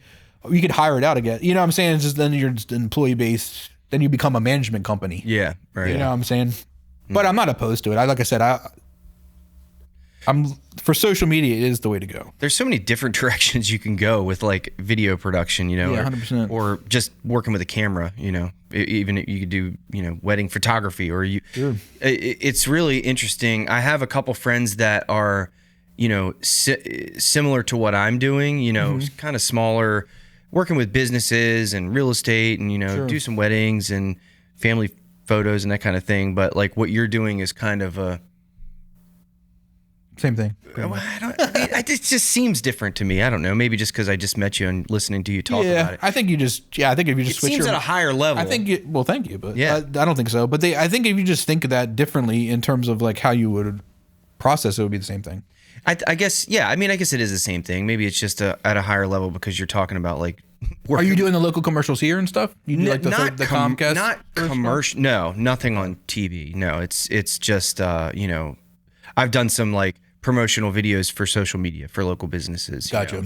You know, highly edited Instagram reel type stuff. You know what I mean? Sit down interviews with local businesses so they can talk about their business. And that's what this is? No. What? I'm sorry? On this podcast or talking about no, like separate jobs. Yeah. I'm getting ready to do the highest paying job I've ever had for a business over in the business park right over there by Terrapin Park, where I'm just going to be producing some videos that they're going to use on TVs when they go to trade shows. You know, like we do that TVs that are behind them. But you know, talking about corporate stuff, it's like, man, the budgets are so much bigger, that's not even that difficult. Like, you're going to pay me that much to do this? Like, Awesome. Let's do what more of happens that. is, you know? it's what's weird is, what's not weird, but it's like, I'll tell you this, is when I'm budgeting, sometimes I have to hire crews in other states. When I send a budget, when I ask for budget points, the low guy doesn't get the job. He's scary because he's not bidding it right. Yeah. So I have to take one of the people that are higher on purpose because that I can guarantee should be a level of quality that they that's why they're charging that. Yeah. And that's the same thing with my company. Like you can get these, like the things I did in California, they should have hired a local crew. It would have been an eighth of the price. Yeah. Well, something you said earlier in this conversation, when you were throwing out different numbers, and you said, I have to throw out the $150,000 number because then they know that I can do that level of work. Yeah. More or less is what you more or said, less, yeah. You know? And that makes a lot of sense to me because you want the client to know that, like, I can give you whatever you want. Yeah, whatever you want. You know? Yeah. I'm capable of doing that. And that's because I went through New York where we did $20 million. So I was operating on the best crews ever. Yeah. You know, literally some of the best crews other than filmmaking ever. Mm-hmm. I got to work with Wally Pfister, who shot Batman. I was his director's assistant. So, like, he's an Oscar winner, greatest, like, these are top-notch individuals, and I seen him work and there was zero mistakes on commercials. Yeah, like very little mistakes on commercials. Like you can't make mistakes. And you have this amount of time, and that's why you're getting paid that amount of money. So seeing the best of the best do the best is, that's got to be invaluable too with like learning. Yeah, that's what I was saying. I didn't get to work on a lot of movies. I would have loved to work on a lot of movies and a lot of TV. I didn't see how they operate. I would love to have seen how because they, $20 million movie is a big, decent budget for a movie. $30 million studios movies that's like knocked up level. Like that's a great budget. And then the commercials are burning it for nothing. You know? That's what I was curious when you said $20 million for a commercial. Why is it as much as a movie? I don't know. It's just, I don't know why it was like that. It was crazy. I mean, it's just like what happens is everybody's rates are ridiculous. Day rates are ridiculous. Okay. That's unionized. It's done so fast, so it's a lot more people need to be doing it now. That's probably why. It's fast, yeah, and it's like, but I mean that's what I'm saying. That was years ago. That was like I don't know what the budgets are now. That was crazy, like years ago. And then I imagine there had to be a big crash. Yeah, I imagine that all had to go away. But I don't know, man. It's just nuts. Have you ever had a big horror story like where you totally botched something that was a big, huge deal? Lost footage, something like that. Have you ever shot 2 podcasts in a row where you totally screwed up the audio? Yeah, I bet. We just did it in San Diego, man. I don't want to talk about it, but yeah, fair enough. I know that's a terrible thing. I just spent the whole weekend fixing something, so yeah. So the answer is yes. Yes, but not often. Yeah, and nothing. I mean, we try to put in the redundancies and do our best. How about early on, like early in your career? Did you ever do something real dumb or mess something up on set? I fell one time during the dolly cabling. So dolly, you know what a dolly is, right? Yeah. Big, huge thing people sit on. You run real fast. Like it can be run real fast. Most times it's really slow. But we were running a Fisher 11 real fast, and all I had to do was curl up the cable as it goes, uncurl the cable as it doesn't, and people are running. And I ate it on that. And which means I ate it. The dolly grip didn't eat it because he's in front of me, but the focus puller is right there with me. We got a bunch of people, and it's a big mess. Yeah, I ate it on that. I'll tell you a quick Kanye story if that's okay. Yeah. We did an edit for he was doing My Dark, Beautiful, Twisted Fancy or whatever that one was. And I was making this edit for him, and it's something I was like super proud of. Like it's one of the best edits I've ever done in my life at the time. And I was like, dude, Kanye's gonna fucking love me. We're gonna be boys. And then the call with them or whatever, he was like, whoever edited this like hip hop. I was like, no, like this is not good. I was like, oh no, that got to me. And I was like, I literally thought he was going to be like this, whoever this editor is. We need to find him and promote the hell out of him. Hire him full time. And then he told me to edit it like a 1960s Italian documentary. What? He's so weird, man. So I was like, okay. So guess what? I had to watch some of the 1960s Italian documentaries, which is just loose and just like I was so tight making sure everything was like rhythmically like what I'm good. I told you I was good at this eye control, this like rhythmic edit that is like very hip hop, but so he taught me space in that aspect. Like, because the film wasn't shot very well. It's like shot by a guy that like was with him, like as assistant, like not an assistant, but like he was a marketing guy, but like with a camera so he could be in access at everything. So it's not like lit properly, it's not shot properly, there's no sound properly, but you're there with them. So like sit with them more. And I learned spacing because of it. That's like interesting. timing and space, and like you can sit in and edit, even though I'm still not comfortable with it. I cut all the time. Yeah. You want I want to cut. I don't want you to feel my cuts, but I want there to be a rhythm too that you internally feel. 100%. Yeah. That's interesting. So why don't you do weddings? It seems horrible. Yeah. It seems like the most pressure ever. The only thing you can do is get it wrong. You can't get it right. There's nobody to be like, oh my God, you nailed that shit. It's like, why was not my, I don't know. I've shot one wedding for my buddy who helped me start my company, and it was his sister. And I couldn't tell him no. Okay. Not that I couldn't tell him no, I could have, but I wasn't strong enough. And then I'm not very good. You did the video or photos or both? I did not do any photos. I did video. Gotcha. And I did it by myself. And like I said, I'm not the most technical guy in the world. I'm not who you want me to be there. You know, like don't hire me for that. Weddings are Don't tough. even invite man. you. It's Yeah. it's a tough. Like I said, I'm lucky I've not done any weddings. I've only done a handful of them, and knock on wood, they've all been happy with it. So I'm sure I'll run into the nightmare client where it's just like, you totally screwed this up. Now I have to get married again. Yeah, that's it. I mean, the live events are like that. You can't do it again anyway. Yeah. But I don't know. I think when you think like that, you're thinking like that. You're thinking like, I'm going to do the wedding thing. I was always thinking, I want to tell stories. Yeah. And how do I do that? I shot a wedding it was in the summertime, and it was really beautiful spot. It was outside, you know. I had the trellis and out in the middle of the field, and everybody's sitting down, you know. And I had the camera that I was on. I thought the shot looked awesome. I was kind of like in the front corner, and like the trellis thing that they're walking through is like back here, you know, and the seating is all like this. And I'm like, oh, this is perfect. I'm going to get her and her father right as they're walking through. The curtains come open, you know, and they came walking through, and I'm like, this looks beautiful. And then everybody stood up and totally blocked. Oh, I was like, yeah, that's funny. So I got like 2 seconds of like the best shot I could think of. And then I had another camera on a tripod that was on the backside, and it was like super Wes Anderson looking, I thought. Yeah. You know, perfectly symmetrical, and the colors were awesome. And when I went to review the footage, the freaking photographer was like standing there the whole time, right in the middle of the frame. Yeah. Totally ruined it. I could have used AI, I guess, to remove her. I didn't even think about that. Yeah, maybe. Yeah. But tough. She still loved the whole thing, you know? That's good. Yeah.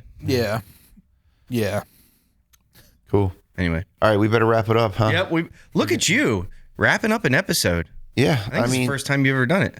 It's because I have to edit now, and you're like, keeping it. Gosh, He's keeping the production in mind. Yeah, thank you. Yep, he's really coming along. Yeah, those like 2.5 hour episodes. I'm like, we probably could have, cut this a little earlier, and I wouldn't have to be sitting here cutting freaking cameras back. If you ever get a chance to watch Autopod, the last, we've what is this? I haven't really messed with that so Autopod. much, yeah.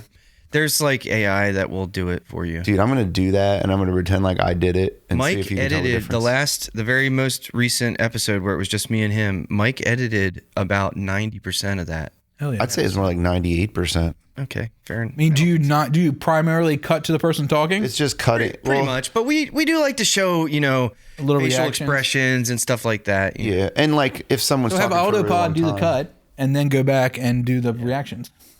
Well, I have an editor. I should look into that, but I do have an editing company that I've been sending the episode to. They just do the cuts, and then they send me the project file, and I do all the color grading and What's titles. That cost? It was costing $185 per episode. Mm-hmm. I just started a subscription with them where they're going to do 2 episodes per month for $360. I think so. And that's the prices I can't compete with. That's the tricky part. It's like you can't compete with that. I don't know how they're doing it with AI. They have. Well, to be. they probably are. And to be honest, because like It's still going to take you 3 hours, right? Yeah. You're watching it in real time, so that's. I mean, real time times 3. Usually, 3 hours is fast. Fast. That's what I'm saying. At least 3 hours. So like, they're making $185. I guess you're getting $20 an hour at 6. I mean, like $25 an hour for a human. So you're like, they're making $100 an episode. And I still go back even when they send it back to me. Do 50 episodes a month to make any money. Yeah. I guess that's boring work. Sitting there. Yeah. So I think it's just AI in it. 100%. Yeah. Dang. Probably. And I'm still going back and fixing some edits. And they give you the takes them a project. week. They give me the project. Yeah, file. that's nice. That's the best thing. I did talk to a couple other editing companies, and I couldn't find one that worked in DaVinci that would give me the project file. And like, they're great because they'll, project file settings, like I'll tell them, this is what I want the timeline color space to be. This is what I want the frame rate, obviously, but other small little details about the project settings. They're like, okay, yep, we'll do that. Mm-hmm. And in fact, recently what I've been doing is I set the project up. I sync everything. Then I export the project file and send it to them. They work on it. Then they send it. So and are you uploading the footage? I am, yeah. Yeah, so that's even time. Did that ever fail? Oh, well, there's been some times when I had to like reset my router because of. Yeah, that's what I'm saying. It's just like you can't. It's not a set it and forget it. It is. You would love to set it and forget it, and you do, but you don't. You still have to check it. Yeah, the time is incredible. Like just for something this small, the time involved is like insane. Mm-hmm. So I can only imagine with. That's why I have that. Editing is there's no fast. Mm-hmm. So editing's tough. The editing company that I'm using now, I do like them, but they're not perfect for sure. There's definitely some things like you mentioned, some of the more creative stuff. I would also love to find an editor that knew exactly what I wanted. They don't do your clips, do they? No, we do. I do the clips. We do them. And are you using like InVeed for that, or are you pumping the clips out yourself? Well, I don't know what that is. Okay, say that again.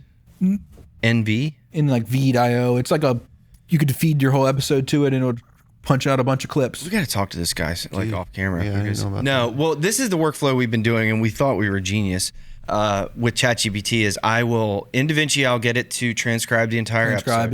Give ChatGPT the entire transcription and say, hey, give me the 5 best clips that are going to perform the best on YouTube. Mm-hmm. Tell me the start and stop sentences, and then I go back and cut them out that way. Yep. I like that. Yeah, I mean, it works pretty well, but it is another step, and it's a little bit time consuming. Yeah, the script have one same thing. You could just plug in the long one, and it would shoot them out. Mm-hmm. But the accuracy of which clips is debatable. So to me, it's like if you have getting the clips is the right move. With ChatGPT, I could do that same process twice, and it would give me 2 different sets of 5 clips. Yeah, it wouldn't say the same ones the second time. It would. And it's going to say, and this is why it's going to work best. And I'm like, okay, great. But why did you say something different the first time? Yeah. You know what I mean? He doesn't know anything. Yeah. But so, sometimes there's ones that we just think, we want to cut out. Yeah. I mean, just do it that way. Yeah. And we have time to look through. What I like about Veed is it adds the animations, the captions that are animated. Mm-hmm. Animated captions automatically is nice. That's pretty cool. Yeah. DaVinci, I can do that. I mean, it's not automatic, but it's pretty easy, but I still have to go back and resize it and make sure they're not going to get cut off, make sure that they're not covering up the titles and make sure that the words are spelled correctly. And, words spelled correctly still do, yeah. Yeah. Well, anyway, Joey, thank you so much, man. Pleasure. It's been awesome. Joe, very interesting. Mike, appreciate you. Yep. All right. Goodbye. See you guys next time.